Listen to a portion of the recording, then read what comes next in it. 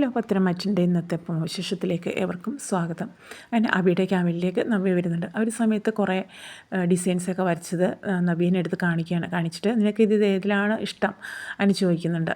എത്രയൊക്കെയായാലും നീ നയനയുടെ ചേച്ചിയല്ലേ, അപ്പോൾ കുറച്ചൊക്കെ കഴിവുകൾ നിനക്കും ഉണ്ടാവുമല്ലോ അതിൻ്റെ ഒരു വാസന. അപ്പോൾ നവ്യ പറഞ്ഞു, എനിക്ക് അങ്ങനെയൊന്നുമില്ല, അതിനെക്കുറിച്ചിട്ടൊന്നും അറിയില്ല. പിന്നെ അവളാണെങ്കിൽ കുഞ്ഞിലെ തൊട്ടേ അച്ഛൻ്റെ കൂടെ പോവും, അതിൽ ആർട്ട് വർക്കിൽ കൂടുതൽ കാര്യങ്ങളൊക്കെ നിരീക്ഷിക്കുകയൊക്കെ ചെയ്യുന്നത്. അങ്ങനെയാണ് അവൾക്ക് ആ ഒരു കഴിവ് കിട്ടിയത്. പക്ഷേ എനിക്കതൊന്നുമില്ല, എനിക്കതൊന്നും അറിയില്ല.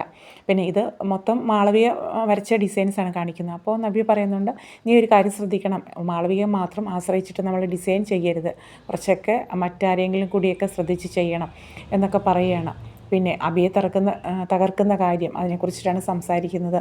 അപ്പോൾ ഒരിക്കലും അവന് ഇനിയിപ്പോൾ ആ ഒരു പുതിയ ഒരു മത്സരം പറയുന്നുണ്ടല്ലോ, അപ്പോൾ അതിൽ ഈ മറ്റേൻ്റെ അനി എന്നെ തന്നെ തോൽപ്പിച്ചെങ്കിലും ഇനി അത് സംഭവിക്കാൻ പാടില്ല, നമ്മൾക്ക് തന്നെ ജയിക്കണം എന്ന് പറയുകയാണ്.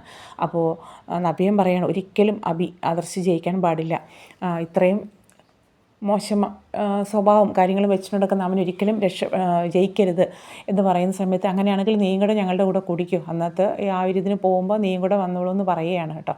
അപ്പോൾ നവ്യ പറയുന്നുണ്ടല്ലോ, അത്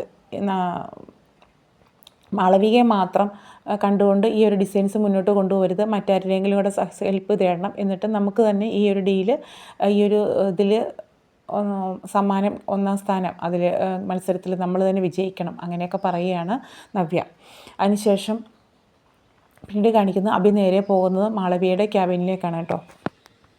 അബി നേരെ മാളവിയുടെ ക്യാബിനിൽ ചെല്ലുമ്പോൾ മാളവി പറയുന്നത്, സാർ എന്തിനാണ് ഇങ്ങോട്ട് വന്നത്, സാറൊന്ന് ഫോൺ ചെയ്തിരുന്നെങ്കിൽ ഞാൻ അങ്ങോട്ടേക്ക് വന്നേരുന്നല്ലോ. അതൊന്നുമില്ല, ഞാൻ ഇങ്ങോട്ടേക്ക് വന്ന് അവിടെ റൂമിൽ ആ ഒരു ക്യാബിനിലേക്ക് ഞാൻ വന്നു കഴിഞ്ഞാൽ ഈ ഒരു സുഖം എനിക്ക് കിട്ടുമോ എന്നൊക്കെ പറഞ്ഞിട്ട് അബി നേരെ അങ്ങ് മാളവിയുടെ അടുത്തോട്ട് കൂടുതലായിട്ട് ചേർന്ന് സംസാരിക്കുകയാണ്. അപ്പോൾ മാളവിക്കറിയാം അബിയുടെ സ്വഭാവം, മാളവിക അത് അറിഞ്ഞു തന്നെയാണ് നിൽക്കുന്നത്.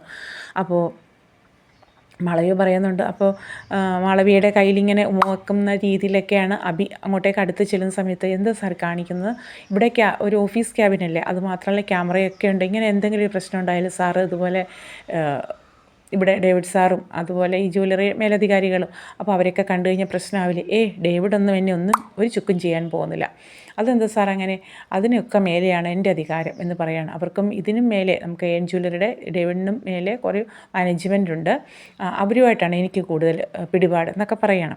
അപ്പോൾ മാളവിക രഹസ്യങ്ങൾ അറിയാൻ വേണ്ടി ഒന്നുകൂടി കഴിഞ്ഞ് ഓരോന്ന് ചോദിക്കുകയാണ് കേട്ടോ.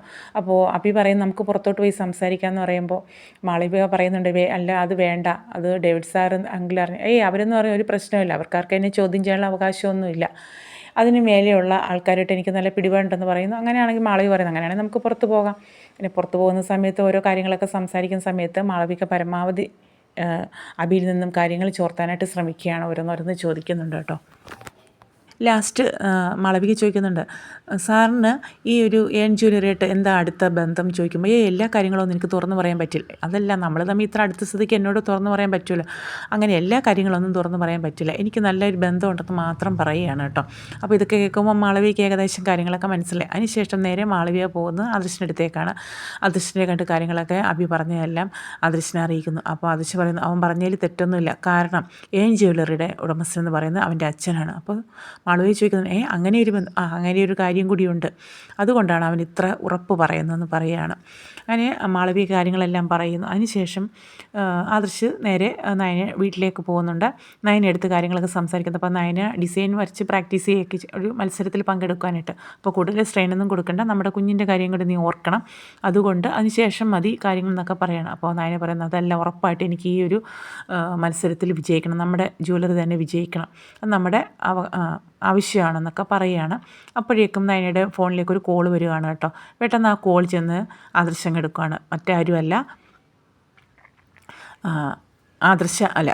മുത്തശ്ശനായിരുന്നു ഫോണിൽ. അപ്പോൾ മുത്തശ്ശനാണെങ്കിൽ പെട്ടെന്ന് തന്നെ ആരാ സംസാരിക്കാൻ ചോദിക്കുമ്പോൾ ഞാനാണെന്ന് പറയുമ്പോൾ, നിൻ്റെയൊക്കെ നമ്പർ ഞാൻ ഈ ഫോണിൽ നിന്ന് ഡിലീറ്റ് ചെയ്ത് കളഞ്ഞിരുന്നത്, അങ്ങനെ അബദ്ധം പറ്റി വന്നതാണെന്ന് പറഞ്ഞ് മുത്തശ്ശൻ ഒരു പള്ളും പറഞ്ഞിട്ട് ഫോൺ അങ്ങ് കട്ട് ചെയ്യുകയാണ് കേട്ടോ. അപ്പോൾ അങ്ങനെയായാലും വേണ്ടിയില്ല, മുത്തശ്ശൻ്റെ സൗണ്ട് എനിക്ക് കേൾക്കാൻ പറ്റിയില്ല എന്നാണ് തിരിച്ച് ആദർശ് കൊടുക്കുന്ന മറുപടി.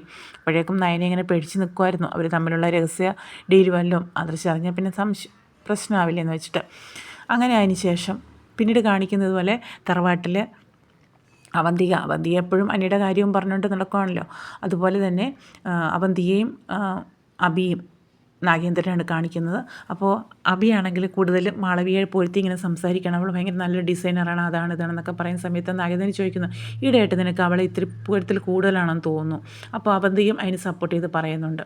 അപ്പോൾ അഭി പറയുക, അതൊന്നുമല്ല, ഞാൻ അവളുടെ കഴിവിനെ കുറിച്ചിട്ട് പറഞ്ഞ. പക്ഷേ അപ്പോൾ നാഗേന്ദ്രൻ പറയുകയാണ്, നവ്യയെ നിനക്ക് താല്പര്യമില്ല, അതൊക്കെ എനിക്കറിയാം, നിൻ്റെ ഭാര്യയാണെങ്കിൽ കൂടി. പക്ഷേ നവ്യയുടെ ആ ഒരു കുഞ്ഞ് അത് നിൻ്റെ കുഞ്ഞാണ്, കുഞ്ഞുങ്ങളെ അങ്ങനെ വേർപെടുത്തി കാണാൻ പറ്റില്ല, അതുകൊണ്ട് നിൻ്റെ കുഞ്ഞാണ്, അതുകൊണ്ട് ഒരിക്കലും ആ കുഞ്ഞിനെ നഷ്ടപ്പെടുത്താൻ നീ അങ്ങനെ മോശമായിട്ടൊന്നും ചെയ്യരുതെന്നുള്ള രീതിയിൽ പറയുകയാണ് കേട്ടോ. നമുക്ക് മറ്റാരെയും കുറിച്ച് ചിന്തിക്കാം, പക്ഷേ ഒരിക്കലും കുഞ്ഞ് നഷ്ടപ്പെടുത്താൻ പാടില്ല, കുഞ്ഞുങ്ങളെ അങ്ങനെ ദ്രോഹിക്കരുത് എന്നുള്ള രീതിയിലാണ് നാഗേന്ദ്രൻ പറയുന്നത്. പിന്നീട് അവന്തിക കാണിക്കുന്നുണ്ട്, വീട്ടിൽ ഭയങ്കര ദുഃഖത്തിലാണ് തറവാട്ടിൽ, എൻ്റെ ഒരു തറവാട്ടിൽ. അപ്പോൾ മുത്തശ്ശനും ചെല്ലുമ്പോൾ അവർ ചോദിക്കുന്നുണ്ട്, എന്താണ് മോളുടെ മുഖം ആകെ വാടിയിരിക്കുന്നല്ലോ. അത് മുത്തശ്ശി ഇപ്പോഴും എനിക്ക് ആ ഒരു നന്ദുമായിട്ടുള്ള കൂടിക്കാഴ്ചയൊക്കെ നടക്കുന്നുണ്ട്, അവർ തമ്മിൽ ആ പഴയ ബന്ധം ഇപ്പോഴും തുടർന്നു തോന്നുന്നു പറയുമ്പോൾ മുത്തശ്ശൻ പറഞ്ഞു, അങ്ങനെയൊന്നുമില്ല, കനികയായിട്ട് ഞങ്ങൾ ആ ഒരു വിവാഹത്തെക്കുറിച്ച് സംസാരിച്ചതായിരുന്നു, അപ്പോൾ അവർക്ക് അതിന് താല്പര്യമില്ല, അപ്പോൾ അവർ വാക്ക് തന്നിട്ടുണ്ട്, ഒരിക്കലും ഞങ്ങൾ വാക്ക് കൊടുത്തു അനിയെ കൊണ്ടൊരു ഉപദ്രവം അങ്ങോട്ട് ശല്യം ഉണ്ടാവില്ല എന്ന്. അപ്പോൾ അതെന്തായാലും അവർ പാലിക്കും, അതുകൊണ്ട് മോളുടെ മനസ്സിൽ തോന്നല, അങ്ങനെയൊന്നും പ്രശ്നം ഉണ്ടാകത്തില്ല എന്ന് പറയുകയാണ്. അങ്ങനെ ഒരു ഉറപ്പ് കൊടുക്കുന്നു. ഉറപ്പായിട്ട് ഇനിയിപ്പോൾ രഹസ്യമായിട്ട് മുത്തശ്ശന് ആ ഒരു നിശ്ചയം നടത്താനുള്ള പരിപാടിയും പ്ലാനിങ്ങും ഒക്കെയാണ്. അപ്പോൾ അങ്ങനെയൊക്കെയുള്ള കാര്യങ്ങൾ കാണിച്ചുകൊണ്ടാണ് ഇന്നത്തെ ഒരു പ്രൊമോ അവസാനിക്കുന്നത്. അപ്പോൾ ഇതുപോലെയുള്ള പുത്തൻ വിശേഷങ്ങൾക്കായിട്ട് ഒരു കുഞ്ഞു ചാനലാണ്, ഒന്ന് സബ്സ്ക്രൈബ് ചെയ്ത് സപ്പോർട്ട് ചെയ്യുക. അപ്പോൾ ഉറപ്പായിട്ടും കാണാൻ മിസ് ചെയ്യരുത്. ഓക്കെ.